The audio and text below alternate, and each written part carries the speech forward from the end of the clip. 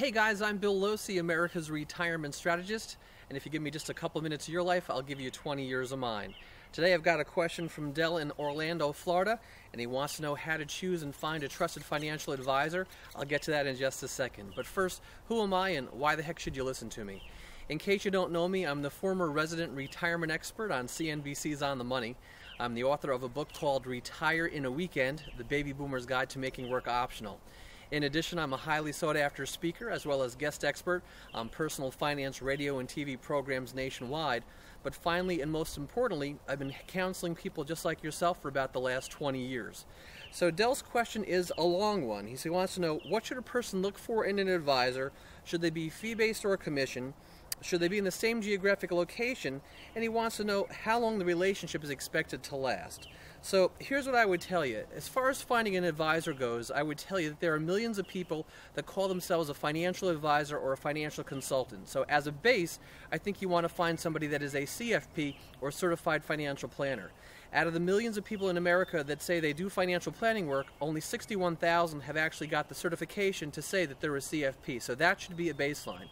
Number two, Dell, I would say that you want to find somebody with at least 5 years experience and preferably 10 years of experience in the specialty that you need.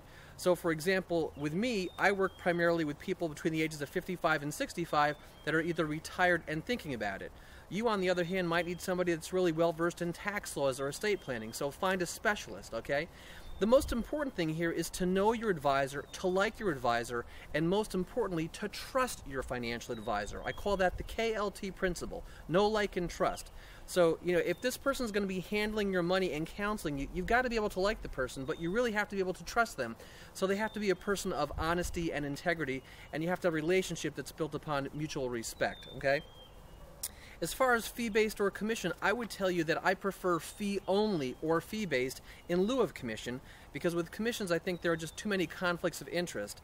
But here's the bottom line. As long as fees are properly disclosed and discussed and quantified on a percentage basis and a dollar basis, I really don't have a problem with any kind of compensation method, because at the end of the day, advisors need to be compensated. As long as it's full disclosure and it's transparent, I don't have any issues there.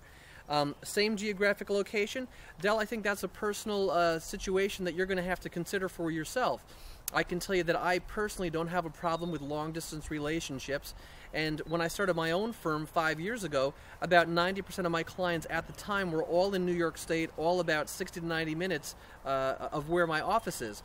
But with my retirement intelligence newsletter and publishing Retire in a Weekend and all the media work that I do and my appearances on TV like CNBC, I actually now have clients down in Florida, down in Virginia, Texas, Arizona, and also out in the Los Angeles, California area. So when I travel around the country, doing different meetings and conferences and seminars, I'll stop by and I'll see those people, but you have to be comfortable with a long-distance relationship. Finally, you want to know, how long should people expect the relationship to last? Well, I would tell you that when clients come in to see me, I want the relationships to last forever. I mean, I want them to be long-term private clients. So you have to do a couple things. You have to show up on time, do what you're going to say you're going to do, say please and say thank you, and be extremely proactive in your communication. In fact, most of my clients are actually individuals that have had bad customer service experiences with some of the nation's largest firms. So the bottom line is, as far as how long the relationship is going to last, I would tell you hopefully at a minimum 10 years, and hopefully for the rest of your life. I can tell you my very first client's still with me since 1992, and it's not uncommon for clients to be with you for 10, 15, 20, or even 25 years. So I hope you found this information helpful, and I'd love for you and everybody else to come back to my website to download a free 30-page report entitled The 10 Biggest Mistakes That People Make When Retiring and How You Can Avoid Them. It's yours free. There's information about the best way to invest in retirement, and I also have plenty of strategies that actually talks about how you will not outlive your money, which is the #1 fear of baby boomers today. So come back to BillLosey.com. That's BillLosey.com. I am Bill Losey. I appreciate you. I thank you so much for watching, and I'll catch you back at the website. Take care.